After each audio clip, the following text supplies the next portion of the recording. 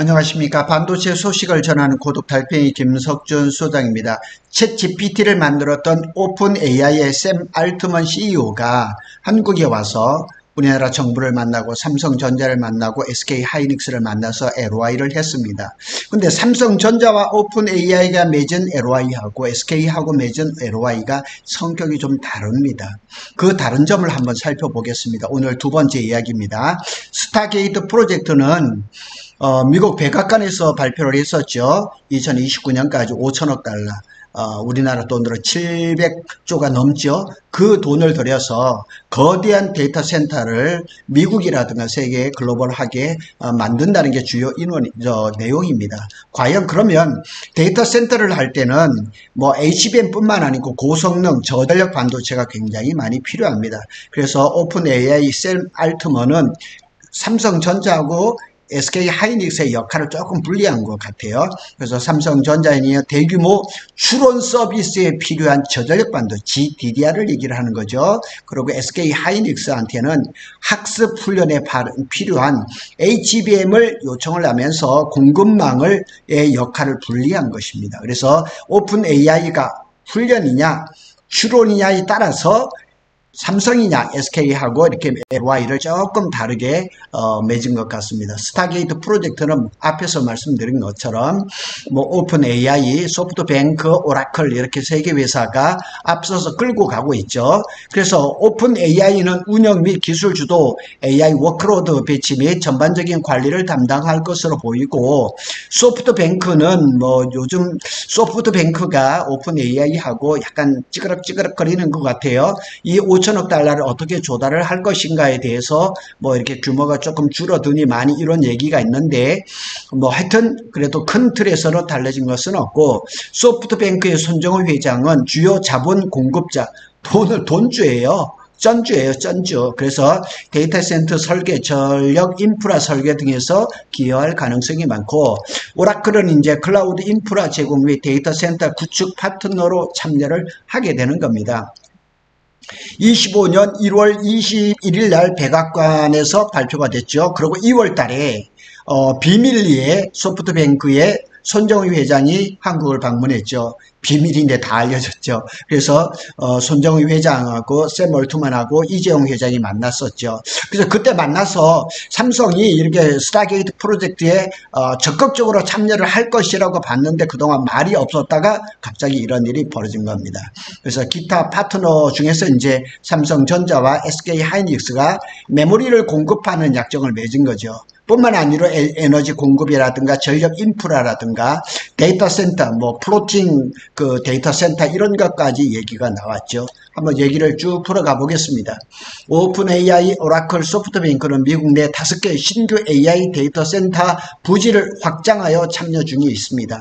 하여튼 인공지능 시대를 앞서가려면 어떻게 해야 되냐, 대규모 고성능 데이터 센터를 지어야 되는데 땅을 마련하는 것도 그렇고 그 다음에 전기를 공급하는 것도 쉽지 않습니다. 그래서 신규 부지와 기존 계획에 합쳐진 현재 7기가와트 규모의 그 전력도 이제 뭐 확보를 했다 이렇게 얘기를 했는데, 삼성전자와 SK는 메모리 반도체 공급 협력을 체결했다는 것이 중심입니다. 그래서 우리는 이렇게 얘기를 했을 때는 HBM만 생각하는데 그거에 대해서는 꼭 그것만은 아니라는 사실이죠.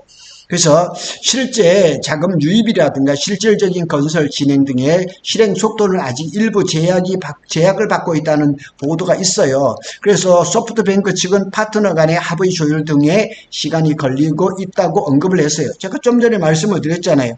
처음에 했을 때하고 약간 다르게 소프트뱅크하고 오픈 AI가 뭐 자금이나 이런 거에 대해서 약간의 트러블이 있는 것은 사실이에요. 발표된 계획들은 많지만 실제로 얼마나 빠르게 그런 데이터 센터 인프라가 구축될지는 불확실해요. 그 다음에 막대한 전력을 어떻게 확보를 할 것인가, 이것도 중요하고, 그 다음에 우리가 여기에 관심은 이거죠. 반도체 및 메모리 수급이 잘 될 것인가.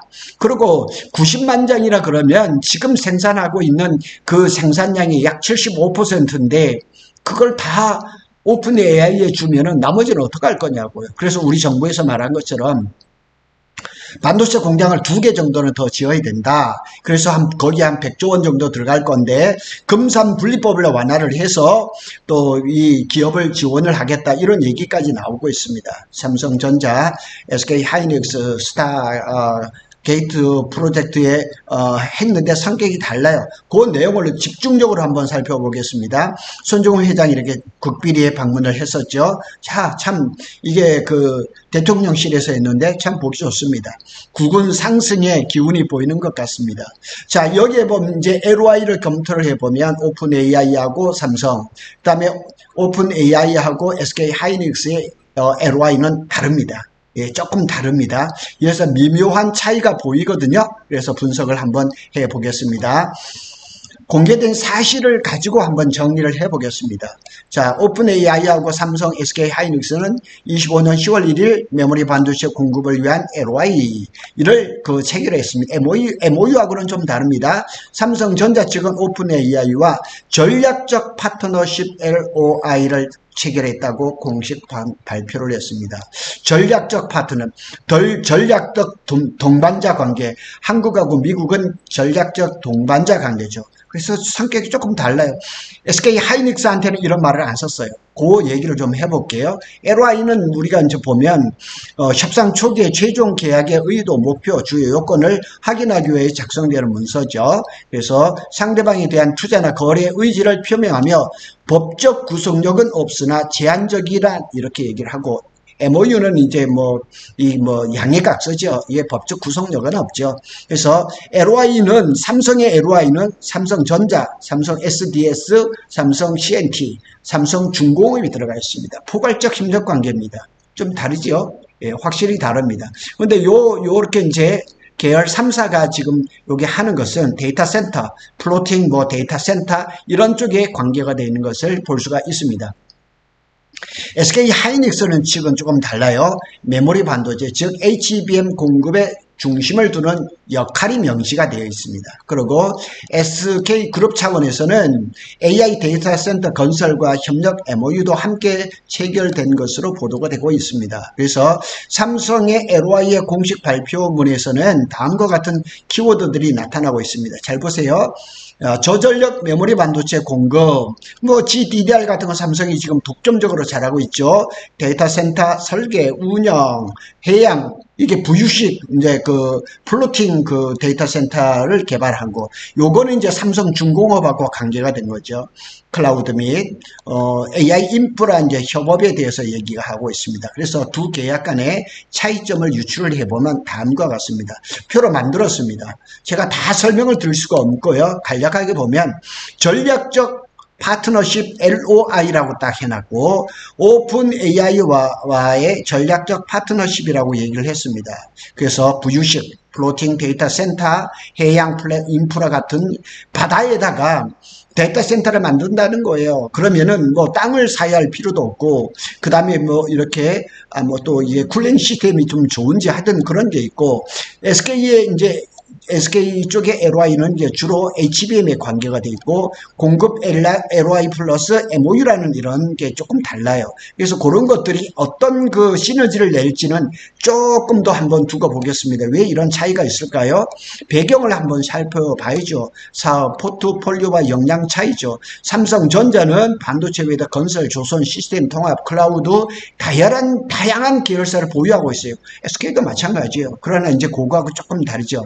그래서 인프라하고 기술 융합 형태의 협업이 자연스럽게 가능한 구조다. 그리고 SK 하이닉스는 주로 메모리 쪽에 강점을 가지고 있죠. 특히 HBM, 인프라 건설 이런 것도 있고, 그래서 이 오픈 AI가 삼성하고 SK 하이닉스를 그룹 전체를 딱 살펴서 중요한 포인트로 LOI를 맺은 것 같아요. 삼성은 글로벌 브랜드 파워와 인프라 역량 때문에 오픈 AI의 전략적 파트너로 자리를 잡은 거죠. 그래서 오픈 AI 측에서도 삼성의 다중 역량을 이제 활용하고자 하는 유인이 컸죠. 근데 SK 하이닉스는 워낙에 지금 메모리, 그 다음에 HBM 분야에서 경쟁력이 높기 때문에 그것을 것을 살리려고 하는 그런 그 LY죠.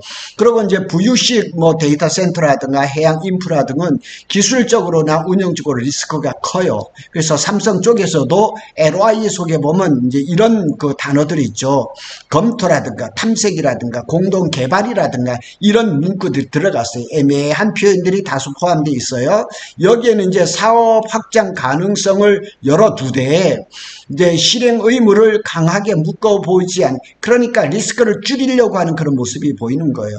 SK 하이닉스족은 본연의 메모리 공급 쪽 역할에 집중하면서 리스크를 줄이는 거죠. 오픈 AI가 요구한다고 해서 모든 걸 다 LY에다 넣을 수가 없는 거죠.